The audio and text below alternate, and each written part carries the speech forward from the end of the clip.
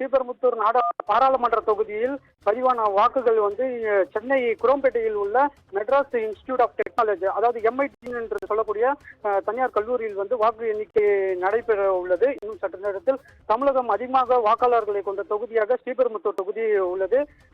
இந்த ஸ்ரீபெரும்புத்தூர் மக்களவை தொகுதியில் வந்து திமுக வேட்பாளராக TR பாலு, அதிமுக வேட்பாளராக பிரேம்குமார், தமிழ் மாநில காங்கிரஸ் கட்சியின் வேட்பாளராக வேணுகோபால், நாம் தமிழர் கட்சியின் வேட்பாளராக உள்ளிட்ட 31 வேட்பாளர்கள் வந்து களத்தில் உள்ளனர். பிரதான போட்டியாக திமுகவும் அதிமுகவும் மற்றும் பாஜக கூட்டணியிடையே வந்து இங்க போட்டியிட உள்ளனர்.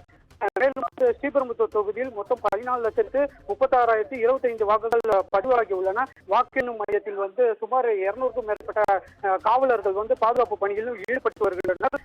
4,878 ஓட்டுப்பதிவு இயந்திரங்களும் இங்கு வைக்கப்பட்டுள்ளது.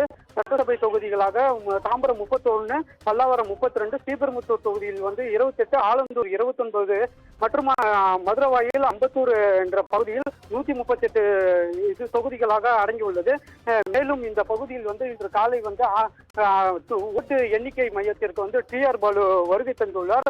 அப்போது வந்து அவர் வரக்கூடிய அந்த வாகனமானது இங்கு பாதுகாப்பு பணியில் ஈடுபட்டுள்ள காவலர்களால் தடுத்து நிறுத்தப்பட்டுள்ளது.